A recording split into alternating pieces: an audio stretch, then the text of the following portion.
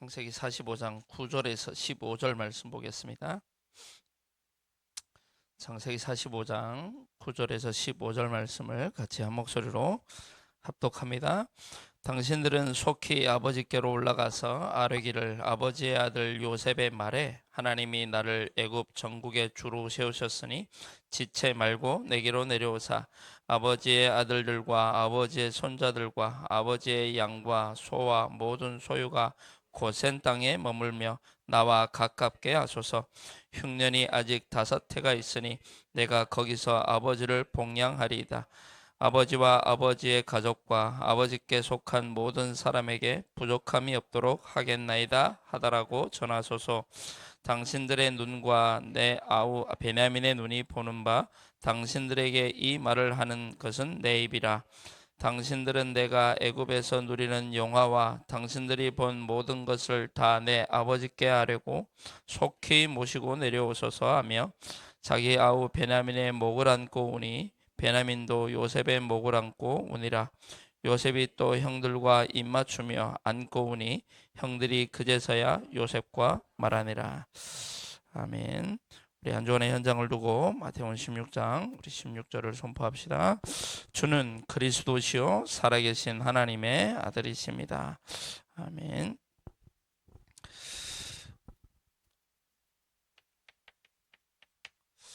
저와 여러분이 고센 땅이고요. 교회에서 고센 땅의 역할을 해야 되고요. 현장에서 고센 땅으로 살아가셔야 됩니다.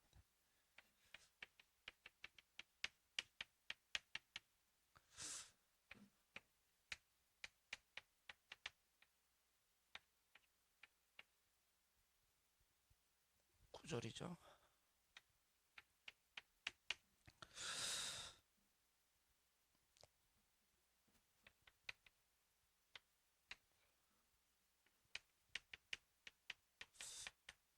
고센 땅의 좀 의미를 좀 말씀을 좀 나눠야 되겠죠. 고센 땅은요, 결론적으로 말씀드리면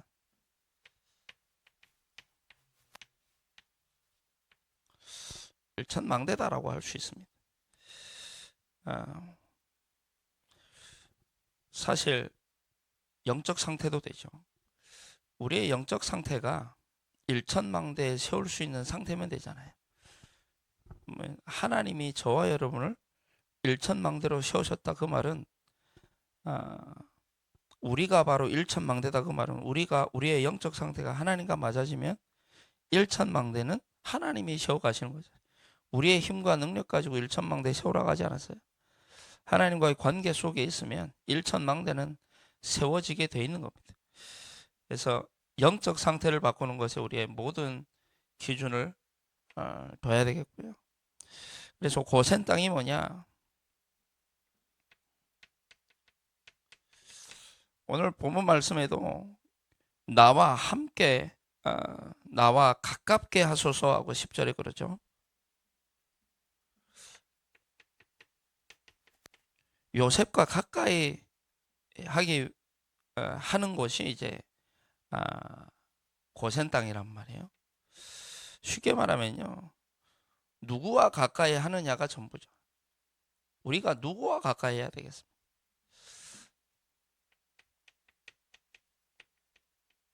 하나님과의 관계입니다. 그래서 하나님과 가까이 하셔야 돼요. 하나님이 가까이 하시는 그 사람과 가까이 하셔야 돼요. 그죠? 전혀 하나님과 상관없는 사람하고 가까이 하면 나도 빨려 들어가요. 내 영적 상태가 살릴 수 없는 상태면요, 두 가지입니다. 내 상태가 살릴 수 없는 상태면 그 사람과 함께 빨려 들어간다니까요. 그러면 뭐 함께 하지 말라는 거냐? 아니요. 그 인식을 가지고 있어야 된다니까. 그래서 하나님과의 관계를 얘기하죠. 그리고 이 고센 땅은 어떻게 보면 하나님의 임재를 의미하기도 하고요. 하나님의 임재가 있는 곳이 고센 땅이에요. 하나님의 임재가 왜 고센 땅에 있어야 됩니까? 고센 땅에 하나님의 임재가 임하는 곳이다라고 했을 때 뭔 말이에요? 하나님과 통하는 사람이 있다는 얘기예요. 그죠? 우리의 현장에 고센 땅이 돼야 됩니다. 우리가 하나님과 통하는 그 한 사람이 되어져서 정말 우리의 현장이 고센 땅으로 변화돼야 되는 거예요. 고센 땅에 왜 하나님의 임재입니까? 하나님과 통하는, 하나님과 관계가 되는 그 한 사람이 그 땅에 있기 때문에. 고센 땅이 아닐지라도, 그게 뭐 고모라 땅이라 할지라도 어떤 땅에 상관없어요. 그 땅에 하나님과 소통이 되고 하나님과 관계가 되는 사람이 있으면 되거든요. 그리고 이 고센 땅은 이 이제 이스라엘의 백성들이, 이스라엘의 아들들이 뭐 하는 사람들입니까? 이 목축을 하는 사람들이잖아요. 목축을 하는 사람들이기 때문에 이 땅은 아주 비옥한 땅이에요. 비옥한 땅. 굉장히 풍요로운 땅이에요. 목축업 하기에 알맞은 땅인 거예요. 그죠? 목축업, 이제 발음이 잘 안 나요. 목축업 하기에는 굉장히 좋은 땅이 이제 고센 땅이에요. 그래서 요셉이 일부러 고센 땅을 이제 나중에 보면 46장, 47장에 보면 형들에게 시킵니다. 바울에게 가서 우리는 목축을 하는 사람들이기 때문에 우리에게 저 고센 땅이 우리에게 좋을 것 같다, 이렇게 하라고 시킵니다. 이제 형들이 그렇게 얘기하고 아버지가 그렇게 얘기해가지고 고센 땅을 이제 차지하게 되거든요. 그러면 이 비옥한 땅이라는 말이 무슨 말이에요? 비옥하다. 하나님과의 관계가 되어지면요. 하나님 관계가 되어지면 우리에게 반드시 영적 풍요가 온다니까. 영적 풍요로 충만한 우리 대려교회 되시길 기도합니다. 우리가 돈이 없지 하나님의 형상이 없는 거 아니거든요.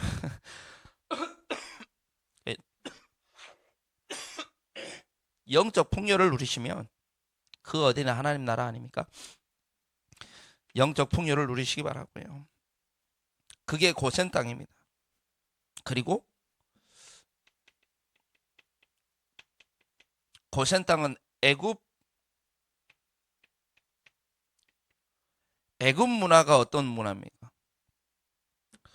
그 애굽 문화와 문화에 영향을 받지 않는 곳이 고센 땅이에요. 애굽 문화와 애굽의 그 수도와 좀 많이 떨어져 있어요. 그러다 보니까 애굽의 문화와 영향을 받지 않는 곳이란 말이에요. 정말 저와 여러분이 하나님과의 관계가 되어지고 영적 풍요를 누린다고 하면 어떤 것에도 영향받지 않죠.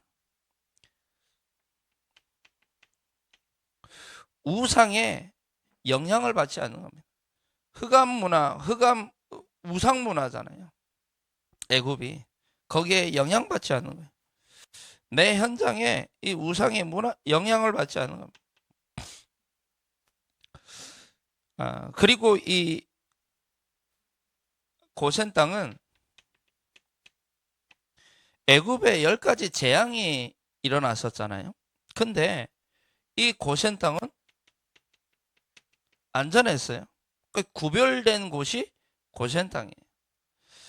정말 하나님과의 관계가 되어지고 영적 풍요를 누리고 우상에 영향받지 않는 그 한 사람 되기를 바라고요. 또 그 한 사람이 재앙이 유월되는, 재앙이 넘어가게 되는, 재앙이 덮치지 못했다니까요. 구별된, 쉽게 말하면 안전하고 하나님의 보호가 있는 그곳이 고센 땅이었습니다. 저와 여러분의 현장이 이 구별된 현장이 되길 기도합니다. 하나님의 안전과 하나님의 보호가 있는 안전한 장소가 되길 바라고요. 또 우리 개인이 그 안전한 사람이 돼야 돼요. 누가 우리를 만났는데 계속 재앙이라. 누가 우리를 만났는데 우리의 그 영적 상태가 자꾸 전달되어져 가지고 다른 말을 하고 같은 말을 해야 되는데 다른 말을 하고 그러면 그거 안전하지가 않는 거예요. 안전한 그 사람의 안전한 상태로 인도해야 되는데 우리가 이 위에 것이 안 되면요 결국 이게 그 사람을 보호하기는커녕 사단에게 내어줄 수도 있다. 내가 정말 고센땅이 돼야 돼요. 고센땅. 재앙이 넘어간 것이고요. 그리고 이 고센땅은 이 언약이 성취된 땅입니다.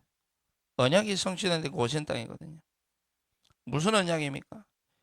분명히 하나님이 이스라엘에게 야곱에게 말씀하셨죠. 뭐라고 말씀하셨습니까?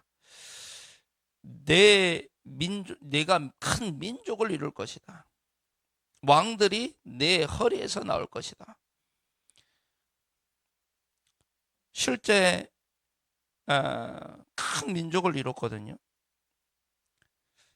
이스라엘 백성들이 고센 땅에서 고센 땅 중심으로 이렇게 살았는데 출애굽할 당시에 장정만 60만 명이에요.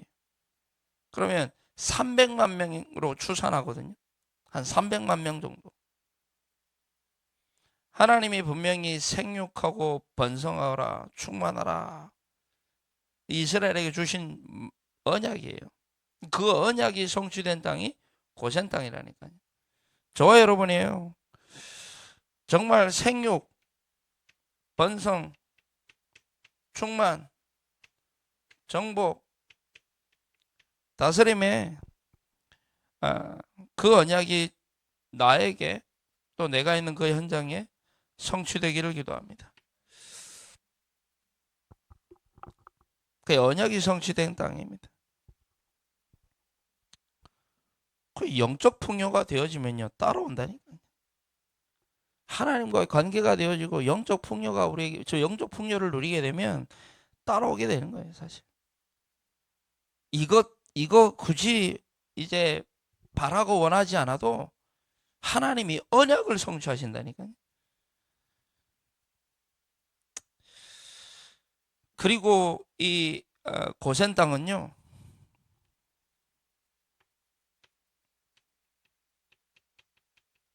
출애굽의 시작의 땅입니다.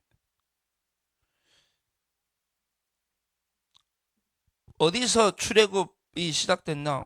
고센 땅에 살았으니까 이스라엘 백성들이 고센 땅에서 살았고 그 라암셋이라고도 해요. 고센 땅을 라암셋이라는 고센 땅의 수도를 얘기하거든요. 그래서 출애굽기에 나올 때 보면 라암셋을 떠났다 그래요. 그 라암셋을 떠났다는 그 도시를 떠났다는 거예요. 무슨 말이에요? 출애굽. 이 고센 땅은요. 잠시 머물 곳이에요.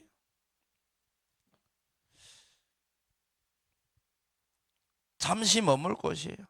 그거 100년 만년 그 애굽의 그 이방 땅에 거할 거 아니에요. 저와 여러분이요. 이 땅에 잠깐 머물다 가는 거예요. 100년 만년 1000년 이 땅에 있을 사람들이 아니에요. 잠시 머물 곳. 이게 응답입니까 과연? 응답 맞죠. 하나님 언약 성취니까. 근데 과연 이게 전부입니까? 아니라니까요. 근데 우리는 이 땅을 살아가는 가운데 여기에 눈이 많이 밝아져 가지고 우리의 영적 상태가요. 잠시 머무는 이게 싹 없어져요. 없어진다니까요. 영원한 거 없습니다. 영원한 거는 이 땅에서 내가 얼마나 하나님과의 관계 속에 영적 풍요를 누렸느냐. 그게 전부죠. 잠시 머물 땅입니다. 잠시 머물 땅. 가나안을 향하여 그죠? 가나안을 향하여 걸어가야 될 우리예요. 가나안은 뭘 얘기하면 영원한 하나님의 나라. 우리에게는 영원한 하나님의 나라가 최종 목적지예요. 여기는 잠시 머물 곳이에요. 출애굽했다니까. 거기에 그냥 여기가 좋사오니 머물 땅이 아니라니까요. 근데 우리의 영적 상태는 아까 우리 집사님 기도했듯이 우리의 영적 상태는 2부 예배 때 말씀드리겠지만 정말 사단의 조작된 메시지에 완전히 각인뿔이 체질돼 가지고 여기에 그냥 눈이 밝아져 가지고 창세기 3장 6장 11장으로 완전히 뒤덮어져 가지고 잠시 머물 땅인데 우리 후대에게 뭘 남겨드리고 싶어요? 땅 남기고 싶으십니까? 남길 땅은 있으십니까? 이 땅에 뭘 남기고 싶으세요? 뭘 그렇게 남기고 싶어가지고 아등바등 우리가 살아가야 되겠냐? 우리는 나그네라니까. 나그네예요. 하나님이 너 이제 나와 영원히 함께 하자고 부르면 가야 돼요. 하나님 나 이 남은 게 아직 많은데 이거 좀 누리고 갈게요. 그럴 수 없어요.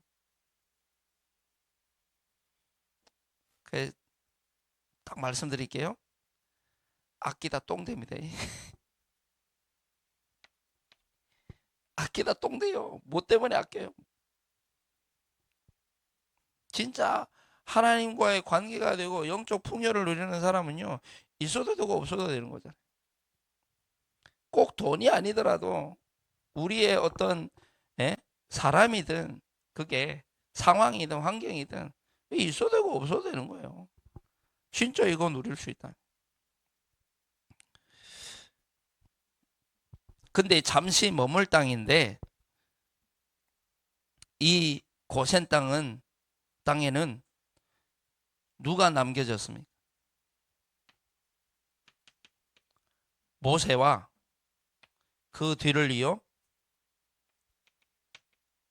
여호수아와 갈렙이 고센 땅 출신들입니다. 그럼 이 고센 땅은 뭐가 있는 거예요? 제자가 있는 곳이 고센 땅이에요. 저와 여러분이 제자가 되면 하나님 제자 남기게 하겠죠. 우리의 평생이 정말 제자 남기는 인생 되길 기도합니다. 히든 카드 말씀하셨잖아요. 이번 히든 카드 렘넌트 7명과 같은 7포인트의 그 사람들, 히든 카드. 이 사람들이 뭐 했습니까? 일천망대 세웠잖아요. 일천망대 세웠다니까. 이 사람들이 어떤 사람들입니까? 하나님과의 관계가 되어지고 실제 영적 풍요를 누렸던 사람들. 이 사람들을 통해 일하시는데 저와 여러분은 우리 개인이 정말 제자가 되어지면 지고요. 우리 교회 안에 분명히 제자가 있고요. 우리 현장에 하나님이 제자를 숨겨 놓으셨어요. 저와 여러분이 정말 내가 고센 땅이 되어지면 반드시 남기게 되죠. 왜요? 그 고센 땅에는 모세와 여호수아 갈렙 같은 하나님이 숨겨 놓으신 제자들이 있다니까.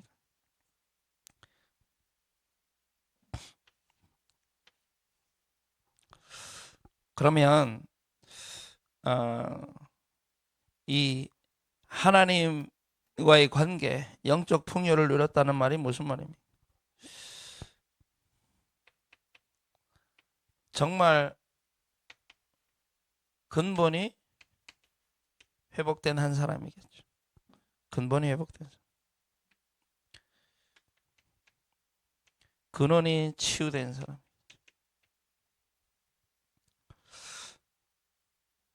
그리고 실제 구원을 누린다는 것. 정말 저와 여러분이 근본이 회복되어지고 근원이 치유되어지고 날마다 구원 누리는 하나님과의 관계, 영적 풍요 속에 들어가게 되길 기도합니다. 이게 창세기 1장 26절 28절에 하나님이 하나님의 형상대로 우리를 만드시고 우리에게 복을 주셨어요. 무슨 복이야? 나영아 무슨 복을 주셨나 하나님이? 내가 하나님 무슨 복을 주셨나? 무슨 복을 주셨어?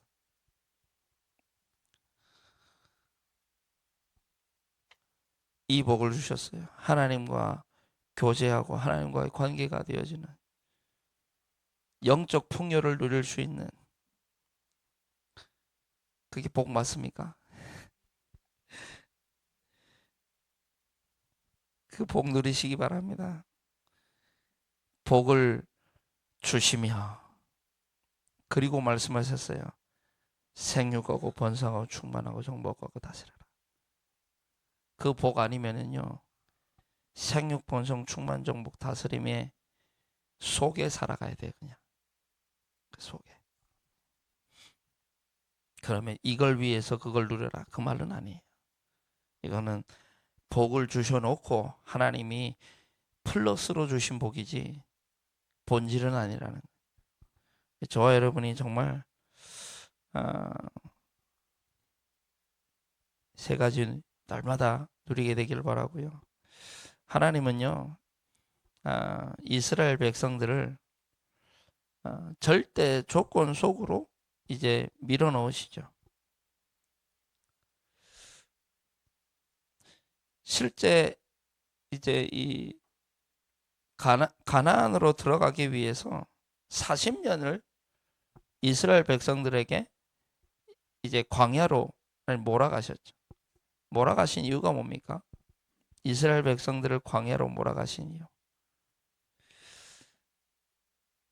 정말 우리의 영적 상태를 바꾸기를 원하시는 거예요. 그 광야에서, 아무것도 없는 광야에서 하나님은 이거 누리기를 원하시는 거예요. 그 상태로 만들어가기를 원하시는 거예요. 그러니까 가나안 땅이 어떤 땅입니까? 우상의 땅. 어마어마한 우상들이 가득한 땅이 가나안 땅이에요. 그 가나안 땅에서 이제 살아가기 위해서 영적 상태를 준비하라고 하나님이 40년을 뺑뺑이 돌리셔가지고 하셨다니. 저와 여러분이 무슨 어려움이 있고 갈등이 있습니까? 거기서 기억하세요. 하나님은 다른 거 원하시지 않으세요. 하나님과의 관계, 영적 풍요 누리길 원하시지. 근데 이스라엘 백성들이 가나안 땅에 들어갔습니다. 근데 여호수아와 갈렙, 그 시대의 사람들이 죽은 이후에 그 후대들은 또다시 여호와를 잊었더라라고 되어 있어요. 그래서 이제 사사 시대가 와가지고 하나님이 아예 이방인에게 이스라엘 백성들을 완전히 넘기시죠. 왜 하나님이 넘기셨어요? 넘기시는 하나님이 악독한 하나님입니다. 왜 하나님이 나에게 이런 어려움을 주시고, 왜 하나님이 나에게 이런 상처를 주시고, 그게 조작된 메시지라니까요. 그 우리의 그 생각하는 것 자체가 조작이 돼가지고 하나님을 원망할 수밖에 없도록. 그 마지막은 뭡니까? 결국 극단으로 가잖아요. 극단으로. 자기를 다 포기하고 자기를 그냥 사단에게 내어주고 지옥 가도 상관없다라고까지 하잖아요. 지금은 안 그러는데요. 요즘 보니까 지금 몇 개월 동안 자살 소동이 안 일어나가지고 우리 미션홈에서 또 자해도 많이 했거든요. 이게 소동이 안 일어나가지고 뭐 합니까? 이제 나 죽어도 상관없다는 거예요. 지옥 가도 상관없다는 거예요. 근데 이제 나영이는 지옥이 믿어지는지 자꾸 뭐라고 얘기하냐면, 그래도 하나님 믿고 예수 믿으면 자살하면 꼭 지옥 가는 거 아니지 않나요? 그것 자체가 조작된 메시지. 나를 죽이고 싶은 거지 그냥. 예전에 그랬습니다. 하나님은 그런 어려움들을 주시는 이유가 우리를 막 어렵게 하기 위해서 주시는 게 아니라 거기서 이거 누리기를 원하신다니까. 우리 나영이가 조금 그런 부분에 하나님이 왜 목사님을 만나게 하셨는지, 왜 이 흐름 속에 자기를 이제 하셨는지. 이번 주에도 이제 나영이 포럼 듣는데 은혜 되더라고. 특별히 나영이 포럼보다요, 우리 저 여정이보다 더 금쪽이가 한 명이 있는데, 고보민이라고 있는데, 얘가 이제 지난주에 포럼을 올렸는데 내가 좀 늦게 왔어요. 어제 봤는데 다른 건 다 기억 안 나요. 근데 구원에 감사하다는 거예요. 그리고 강화도에 정말 이 언약이 들어갔으면 좋겠다. 강화도 살릴 수 있도록 뭐 그런 이제 하는데, 이게 금쪽이 맞나? 그 정도로 포럼을 하는데, 저는요 그 포럼이 가짜 포럼 아니라고 생각하거든요. 그게 가짜 포럼이라고 생각하게 만드는 것이 조작된 메시지예요. 그게 진짜 메시지는 하나님이 원하시는 거잖아요. 그게 진짜예요. 그게 사실이에요. 그 포럼을 뭐 보여주기 식으로 했든 뭘 했든 간에 그게 조작된 메시지가, 그게 하나님과 맞는 메시지라니까요. 구원에 감사하고, 정말 강화도 현장에, 저 흑암 현장에 내가 살리는 그 한 사람으로 쓰임 받고 싶다. 감사하더라고요. 왜 그러면 우리 렘넌트들에게 그런 어려움을 주시냐? 제발 오해하지 마세요. 조작된 메시지에 속지 말라니까. 하나님은 그 속에서 이거 누리길 원하세요. 그래서 계속 어디 보면요, 제자 훈련이라고 하는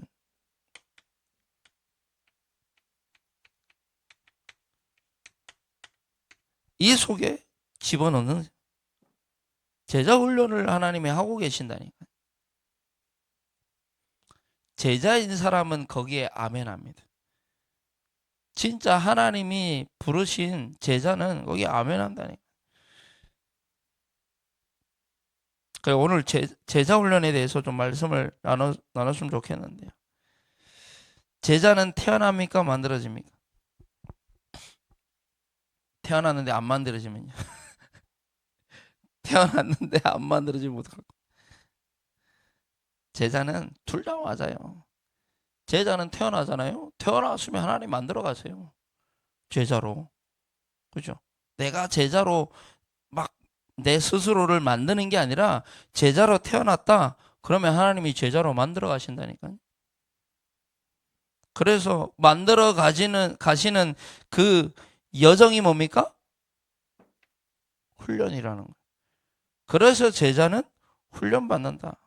훈련받는 사람이 제자다라고. 제발 묵직한 얘기하지 마세요. 어떤 선교사님이 성경에는 훈련이라는 단어 없으니까 훈련 가지고 안 돼. 예수님이 공생에 3년 동안 하신 게 훈련이고 40일 동안 감람산에 그게 훈련이고요. 렘넌트 7명을 정말 광야로 아무것도 없는 그 바닥으로 하나님이 몰아가신 게 그게 훈련이고요. 무식한 얘기하면 안 돼요. 정말 제자는요 훈련받게 돼 있습니다. 근데 훈련도 어떻게 훈련받냐? 우리는 그렇게 훈련받는 거 아닙니다. 여러분, 저 해병대나 군대 가면 훈련받죠. 훈련받습니다. 자, 내가 기분 나쁘면 훈련 안 나가도 돼요? 안 돼요. 그거 훈련 아니에요, 그거. 나하고 상황이 그러면 안 맞으면, 비가 오고 그러면 뭐 훈련 안 나갑니까? 아니에요. 그러니까 훈련을 혹시 그렇게 받고 있다. 그럼 내가 만드는 거지. 아무 이유 없어요. 조건 없습니다. 이번에 이 김영지 집사님 이제 태어나서 같이 만나가지고 얘기를 했어요. 제자는 훈련받는다. 그리고 아니 해병대 나오지 않았냐? 훈련도 그냥 내가 뭐 시간 되니까 받고 내 형편 되니까 받고 형편 안 되면 안 받고, 그게 무슨 훈련이겠냐. 그 훈련 말고 진짜 제자 훈련.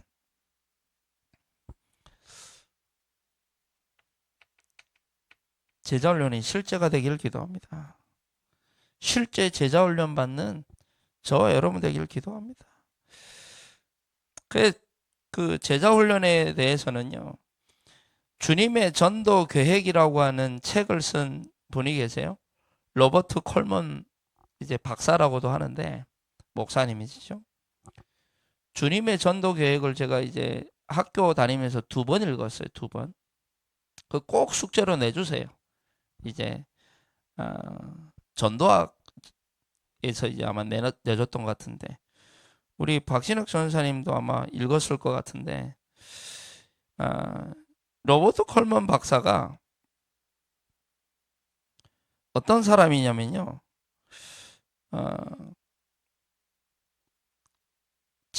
지금은 RU로 바꿨죠. 예전에는 AUC라고 우리 렘넌트 신학교가 저 이제 미국에 있었습니다. 거기 와서 이분이 강의를 했어요. 그 우리 단체에 와서 강의를 해가지고 그 사람이 그 강의 내용을 이제 그 강의 내용이 있는데 그 녹취록이 있는데 제가 한번 읽어볼게요. 다락방 전도에 대한 본인의 견해를 밝힌 거예요. 그 사람이 어떤 사람이냐면 좀 전에 얘기드린 주님의 전도 계획을 쓴 사람이에요.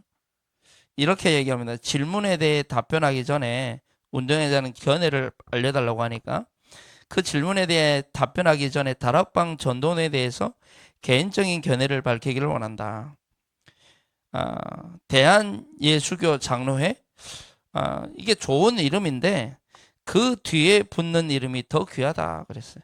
그 이름이 뭐였냐면 전도총회였습니다. 전도총회. 모든 교단이 여러분의 총회를 알기를 원한다. 그럼 여러분이 추구하는 것을 모든 교단이 추구해야 될 것이다 그랬어요. 그러면서 여러분이 깃발을 들 때 모든 사단의 타깃이 되는 것이다. 실제 이단이라는 누명을 썼다고 알고 있으니까요. 타깃이 되는. 왜냐하면 사단은 전도를 제일 싫어하기 때문이다. 그래서 전도할 때 사단과의 전쟁은 시작되기 때문에 여러 방법으로 그걸 방해할 것이다. 또 반대할 것이다. 여러분과 가까운 사람이 가장 어려움을 줄 수 있을 것이다. 가족이 될 수 있을 것고 같이 학교를 다녔던 다른 교단의 목사가 될 수 있고 가까운 사람이 가장 어려움을 줄 수 있다는 거예요. 가장 가까운 사람이 어려움 지금 뭐 어려움도 아닌데 가장 가까웠던 사람 아니에요? 누군지는 밝히지 않겠습니다. 비전 없는 모든 교회가 여러분을 핍박할 것이다. 다락방 핍박한다. 비전 없어요. 비전이 나 육신 성공 교회 성장시키는 거지. 제자훈련 전도운동 성경적인 거 관심 없어요. 왜냐하면 전도하지 않는 교회는 여러분 때문에 창피를 당하기 때문이다. 아마 그런 핍박이 세상에서 오는 핍박보다 더 강할 것이다. 물론 세상도 반대할 것이다. 그런 교단들의 비판에 일일이 답변할 필요도 없다.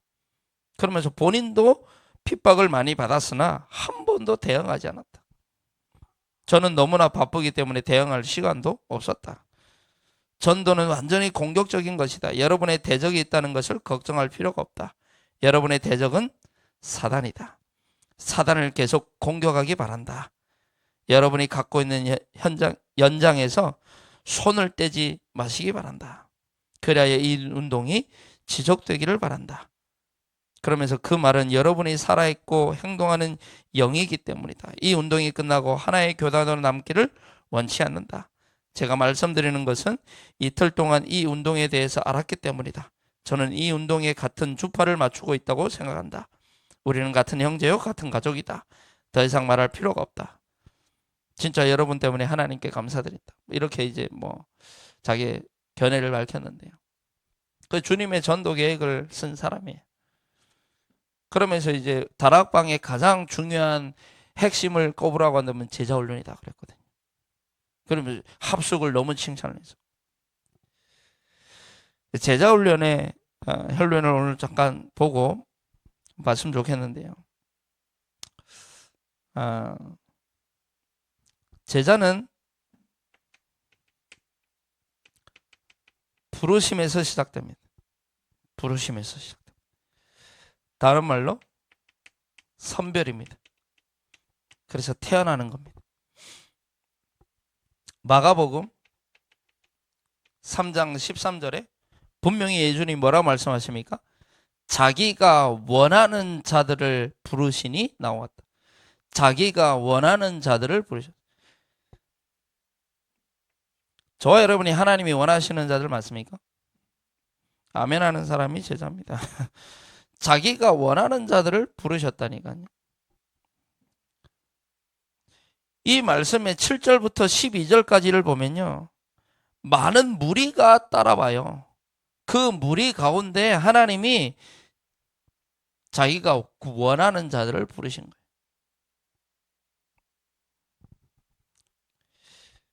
사실 부르심이 시작이고 끝입니다. 하나님이 우리를 부르셨다. 제자로 부르셨다. 선별하셨다. 그러면 하나님이 만들어 가시는 거라니까요. 반드시 그렇습니다.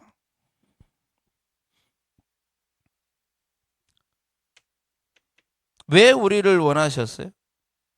마태복음 4장 19절에 나를 따라오라 내가 너희를 사람을 낚는 어부가 되게 하리라. 사람을 낚는 어부로 만드시겠다는 거예요. 되게 하리라 그랬잖아요. 부르심의 목적과 부르심의 이유가 아주 선명합니다. 아주 분명합니다. 그러면서 요한복음 21장 1절로 14절에 보면요.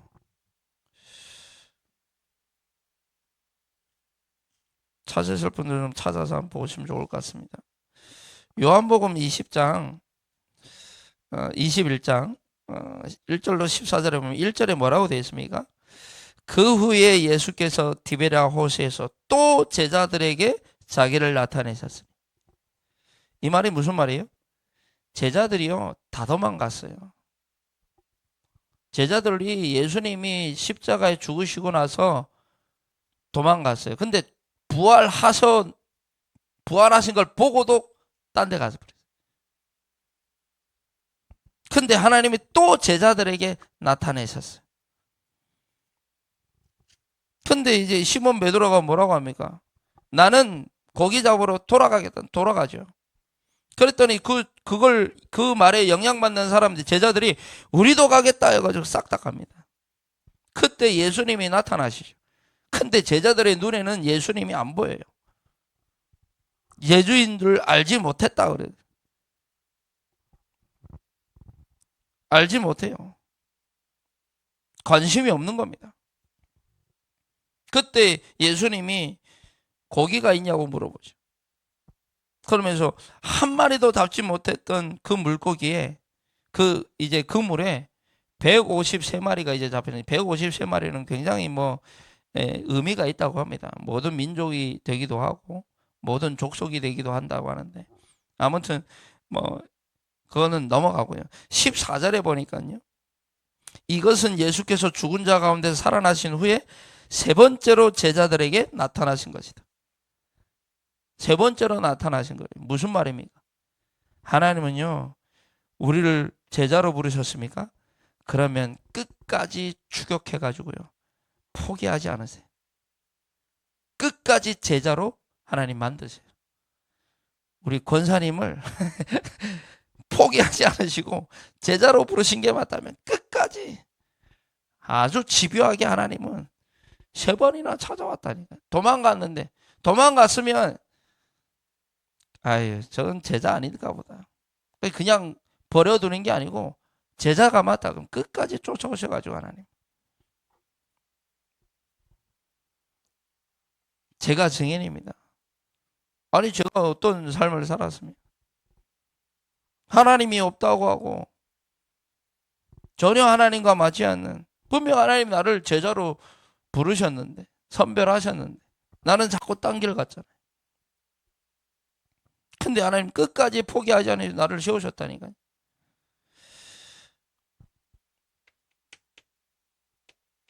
그리고 부르신 그들과 함께 동거하셨습니다. 함께 하신 거죠. 마가복음 3장 14절로 15절에 보니까 부르신 이유를 얘기하죠. 이는 그들과 함께 하시려고. 그러면서 얘기합니다. 전도도 하며 귀신을 내주는 권능도 가지게 하려 합니다. 진짜 목적은 뭐예요? 함께 하는 거예요. 동거하려고, 함께 하고자. 하나님과의 관계죠. 그러니까 하나님, 예수님이 함께 하려고 관계를 맺자는 거예요. 함께 하자는 거예요. 함께 하자는 말이 뭐 관계를 맺자는 거예요. 그래서 부르셨다니까요. 근데 사단은요, 그 관계만, 그 하나님과 함께하는 그 관계만 단절시켜 버리잖아요. 뭐 가지고요? 조작된 메시지를 가지고. 불신앙을 심어놨잖아요. 불신앙을. 그래서 마태복음 16장 13절로 20절이 무슨 말입니까? 이 말이 무슨 말이에요? 다른 각도로 볼 필요가 있어요. 여기서 질문하십니다. 뭘 질문하십니까? 너희는 나를 누구로 하느냐? 너희는 나를 누구로 하느냐? 무슨 말이에요? 관계 맺자는 거예요. 나와 관계 맺자는 거. 나를 알아야 될 거 아니냐, 니네가. 나를 알고 나와 교제해야 될 거 아니냐. 나를 진짜 알아야 될 거 아니냐. 다르게 알고 있잖아요. 엘리야, 예레미야, 선지자. 그러니까 이제 하나님 맞지 않는 거예요. 알아야죠. 너희는 나를 누구로 아느냐. 그래서 올바른 관계 속으로 하나님이 우리를 세우기를 원하시는 거예요. 올바른 관계. 비슷하고 섞인 그런 그리스도 말고, 엘리야, 예레미야, 세례요한 그 그리스도 말고 올바른 관계. 그래서 20절에 얘기한 거 아닙니까? 아무 일 되지 말라. 니네 아직 나하고 제대로 관계가 아니야 지금. 쉽게 말해볼까요? 좀 같이 조금 산다, 같이 좀 친하다고 어디 나가가지고 남녀가 좀 친하다고 어디 나가가지고 야, 저 사람이 내 애인이야. 그래 버리면 안 되잖아요. 그거는 사기지. 사기칠 수 있다니까요. 그리스도를 제대로 알지도 못하면서 사기칠 수 있어요. 조작된 메시지를 갖다가 퍼붓는 하나님과의 관계입니다. 그냥 함께 하자는 의미가 다른 거 뭐예요? 함께 하자는 거예요. 교제하자는 거예요. 예수님이 요한복음 21장 15절로 17절에 보니까 예수님이 이 도망갔던 베드로를 찾아와 가지고, 그죠? 마태복음 16장 13절 16장 그 이후에 쭉 보면요. 이 베드로는요. 와, 기가 막혀요. 전혀 하나님과의 관계가 안 돼 있어요. 그죠? 안 돼 있다니까요. 계속 도망가요. 그리고 나가지고 14절 그 이후에 예수님이 그 베드로에게 질문하십니다. 네가 나를 사랑하느냐? 사랑하느냐? 그 이전에 이 사람들보다 나를 더 사랑하느냐 하십니다. 관계를 얘기하는 거예요 지금. 나와 관계 맺자. 그래서 함께 동거하신 거예요. 그러니까 이마누엘 누리지 않으면요 하나님과의 관계 이게 안 되면 안 된다니까요. 동거는 그 의미입니다. 함께한다. 낚시 같이 가고 그게 뭐 함께하는 겁니까? 같이 이제 골프 치고 그게 함께하는 겁니까? 같이 그냥 교회에 있다. 그게 함께 하는 겁니다. 그거 아니에요. 알아야지. 알아야 되는 거잖아요. 제자. 그냥 함께 하는 겁니다. 그 의미를 알기 때문에 그 모든 하는 것들이 소중한 거예요. 아니까. 그리고 성별하셨죠. 성별하셨습니다. 성별이라는 말은 거룩하게 구별하셨다는 말이거든요. 거룩하게 구별하셨어요. 그 말은 무슨 말이에요? 따로 소수로 하나님이 예수님이 구별하신 거예요. 따로 성별했다, 거룩하게 구별했다. 그 말은 진짜 다른 성도가 아니라 진짜 어떻게 보면 제자로서 하나님이 성별하신 거예요. 구별하신 거예요. 그래서 바울이 예수님이 그러죠. 예수님이 제자들과 따로 있었다니까요. 바울도 제자들을 따로, 지금 사역자 모임을 지금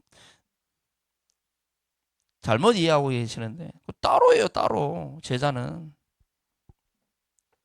성별, 소수.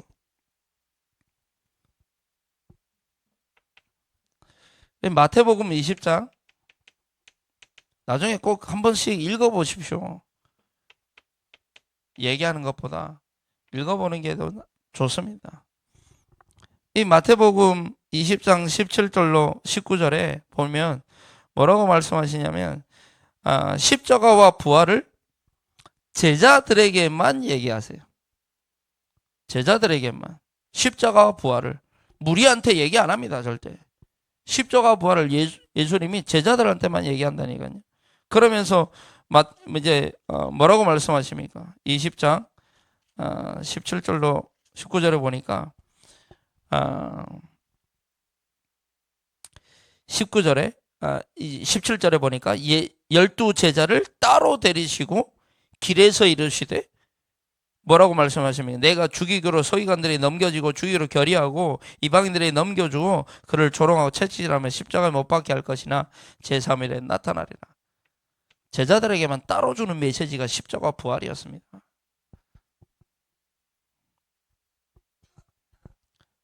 누가복음 10장 1절로 20절에 여기도 70인을 따로 세우셨죠.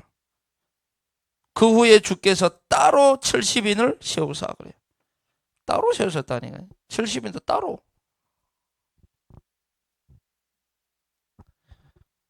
그러면서 그 70인들에게 뭐라고 해요? 가면서 보내면서 이제 추수할 것은 많되 일꾼이 적으니 추수할 일꾼들을 보내주셔서 하라 하면서 이제 배낭 없이 전대 없이 지팡이 없이 가라. 거기 갔다 와가지고 이 사람들이 막 귀신이 쫓아내는 거 보면 막 흥분하니까 그것 때문에 흥분하지 말고 내 이름이 하늘에 기록된 것으로 기뻐해라. 그 제자들에게 따로 세우신 거 70인들에게만 얘기라니까. 근본을 자꾸 말씀하신 거죠. 누가복음 그 이후에 14장 25절에서 35절까지를 좀 보면요. 제자가 되는 길이라고 되어 있어요. 제자가 되는 길 꼭 읽어보세요. 나중에 천천히. 능히 자기 십자가를 지고 나를 따르지 않는 자도 능히 내 제자가 되지 못할 것이다. 자기 십자가를 져야 된다니까요. 자기 십자가. 그러면서 하는 얘기가 뭐예요? 28절에 얘기합니다. 너희 중에 누가 망대를 세우고자 할진대 자기의 가진 것이 준공하기까지 족할는지 먼저 앉아 그 비용을 계산하지 않겠느냐. 망대를 세우기 위해서 계산하지 않겠냐. 계산 없이 하는 거 아니지 않냐. 계산하고 하지 않냐. 망대 하나 세우려면. 근데요 33절에 분명히 얘기합니다. 33절에 뭐라고 얘기하냐. 이와 같이 너희 중에 누구든지 자기의 모든 소유를 버리지 아니하면 능히 내 제자가 되지 못하리라. 무슨 말입니까? 무슨 제자 훈련하는데 돈이 이렇게 많이 들어. 훈련하는데 무슨 이렇게 뭐 훈련비가 이렇게 비싸? 그거 자체가요, 계산하는 거잖아요. 지금 무슨 계산해요? 계산하지 않겠느냐 이 말은 계산해라 그 말이 아니에요. 계산이 없어야죠. 계산이 없어야 된다니까요. 너희 중에 누구든지 자기의 모든 소유를 버리지 않으면 능히 내 제자가 되지 못하리라 그랬다니. 소금이 좋은 것이나 소금도 만일 그 맛을 잃으면 무엇으로 짜게 하려? 돌의 가치가 있어야지. 뭐 때문에 돈을 쓰냐고요. 그러면 땅에도 걸음에도 쓸데없어 내버리느려. 우리 돈 많이 버리고 있거든요. 실제 진짜 제자라면 그래서 제자 훈련을 이제 돈을 받는 거예요. 많은 사람들이 왜 돈 받냐고. 예수님 언제 돈 받았냐고. 성경 자세히 보세요. 예수님 돈 안 받았는지. 제자 훈련 이렇게 말씀하셨다니까요. 너희 중에 모든 거 다 버려야 돼. 계산이 없어야 돼요. 그러니까 이제 이 땅을 살아가는 그 이유가 조금은 안 되죠. 돈이면 안 되죠. 그걸 받고 그게 제자라니까요. 그리고 분여. 다른 말로 십자가를 얘기하는 거예요. 분여라는 말은 오해하지 마세요. 분여는요, 나눠주는 것을 보고 이 나누다를 할 때 그 분여예요. 나누어 주신 거예요, 하나님이. 예수님이 나누어 줬다니까요. 뭘 나누어 줬냐? 십자가. 내가 져야 될 십자가가 뭐냐? 그 나의 십자가가 있는 사람이 제자입니다. 그래서 분명히 얘기하잖아요. 나의 십자가, 나의 몫은 무엇이냐? 이거 가진 사람이 제자입니다. 다른 말로 미션이겠죠. 마태복음 10장, 그냥 쓰기만 할게요. 마태복음 10장 34절부터 39절까지 나중에 꼭 읽어보셔야 돼요. 여기서 보면 절대가치 우선순위 순수 동기가 뭐야 되냐는 거예요. 마태복음 16장 21절에서 28절에 자기를 부인하고 자기 십자가를 지고 따라와야 된다. 그게 제자다. 누가복음 14장 26절에서 27절에도 분명히 얘기합니다. 능히 내 제자가 되지 못하고 뭐 하면요, 자기 십자가가 없으면 능히 내 제자가 되지 못하고, 그리고 또 27절에 얘기합니다. 능히 내 제자가 되지 못하리라. 그래 정말 저와 여러분의 이 십자가, 그리스도의 십자가, 그 십자가는 생명이잖아요. 거기에 대한 나의 몫이 없고 거기에 대한 감동이 없고 거기에 대한 은혜가 없으면요, 전도는 의미도 없고 생명도 없는 겁니다. 십자가, 내가 져야 될 십자가. 그냥 이야기가 아닙니다. 이게 제자 훈련의 중요한 내용이기 때문에 아셔야 됩니다. 모범을 보이셨죠. 다른 말로 본을 보이신 거예요. 모범을 보이셨다는 말은요, 물고기를 잡아주시는 것이 아니라 물고기 잡는 법을 알려주는 거죠. 직접 보여주신 겁니다. 마가복음 1장 35절에 뭘 하나님이 직접 보여주셨냐? 새벽 미명에 아직 날이 밝기도 전에 기도하러 산에 올라가셨어요. 새벽 기도의 창시자가 누구냐? 예수님이세요. 뭘 보여주셨냐? 기도의 본을 보여주신 거예요. 다른 본이 아니에요. 기도의 본을 보여줘요. 그리고 마태복음 4장 23절에 실제 뭘 보여주셨냐? 가르치시고 전파하시고 고치셨어요. 제자들과 함께. 뭐죠? 전도의 본을 보여주신 거죠. 그럼 마가복음 1장 38절에도 내가 이를 위해서 왔다 그러죠. 예수님의 공생의 3년의 그 심정을 여러분 좀 생각해 보셔야 돼요. 공생의 3년의 심정이 이제 나는 예수님 가야 돼요. 그러면 제자들만 남았어요. 낙동강 오리알 신세가 되면 안 되잖아요. 그러니까 어떻게든 자기의 있는 것을 제자들에게 이제 전달하기 위해서. 그리고 요한복음 13장 12절로 15절에 직접 예수님이 제자들의 발을 씻기셨잖아요. 섬김을 얘기하죠. 봄을 보내셨잖아요. 섬겨야 된다. 그리고 예수님이 이 땅에 오신 것은 나는 섬김을 받으리 아니하며 오히려 도리어 섬기려고 많은 생명을 대속물로 주기 위해서 왔다. 그 십자가의 본을 보여주신 거죠. 가장 중요한 것은 십자가의 본을 보여주신 거예요. 십자가에 실제 죽으셨잖아요. 그리고 대임하셨죠. 위임을 하신 거예요. 그게 부활 메시지입니다. 그죠? 그리스도의 대사로 우리를 파송하신 겁니다. 대임했다, 위임했다 그 말이 뭐예요? 이제 대사로 파송했다는 거예요. 그래서 부활 메시지에 말씀하신 거예요. 모든 민족에 가서 제자 삼아라. 땅 끝까지 가서 증인 되리라. 그리고 치유해라 그랬잖아요. 그게 이번 선교사 대회 때 세 가지 그 말씀하신 겁니다. 마태복음 28장 18절로 20절, 마가복음 16장 15절로 20절, 사도행전 1장 1절로 8절에 그 40일 동안 감람산에서 뭐 하셨냐? 대임하신 거예요. 파송의 현장이 감람산이었습니다. 그리고 여기서 끝나지 않습니다. 감독하세요, 하나님. 감독한다는 말이 무슨 말입니까? 예수님이 성령으로 지금도 제자 그 전도 운동하는 이 제자 훈련하는 지금도 저와 여러분에게 성령으로 함께 하셔가지고 제자는요 성령의 감독을 받는 사람이 제자입니다. 그래서 성령의 감동을 받는 예수님이 말씀을 내가 아버지께 구하겠으니 요한복음 14장 16절로 17절에 그가 또 다른 보혜사를 너에게 주사 그러잖아요. 요한복음 14장 26절 27절에도 보혜사 곧 아버지께서 보내실 성령 그가 모든 것을 가르치고 생각나게 하리라.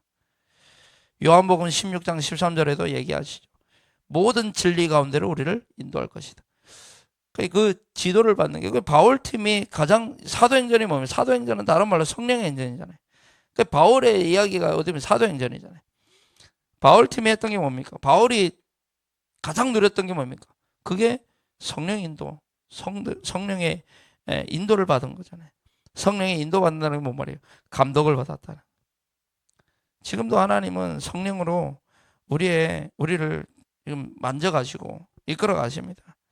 그래서 재생산될 수밖에 없는 영적 상태로 제자 한 사람 한 사람을 이렇게 만드신 겁니다. 예수님이 제자 이거를 다락방에서 너무 잘한다라고 칭찬해드리는 그 주님의 전도 계획을 썼던 사람이에요.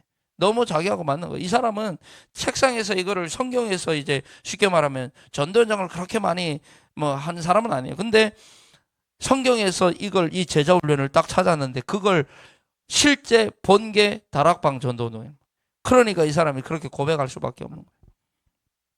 그래서 저와 여러분이 지금 있는 이 흐름이 성경적이라는 사실을 기억해 하시고요. 그래서 하나님은 그 한 사람을 정말 이 재생산 될 수밖에 없는 이러면 재생산이 되거든요. 그래서 일천망대를 세울 흔들리지 않는 절대 망대로 저와 여러분이 세워가게 되기를 바라고요. 그래서 이번에 저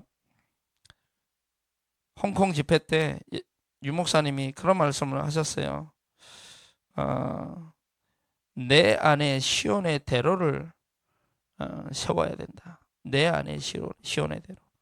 그 말은 정말 하나님과의 관계, 영적 풍요를 누리는 안테나가 내한테 세워져야죠. 우리 시간 그리스도의 제자 한번 찬양하시면서 우리 찬양하고 기도하고 마치도록 하겠습니다.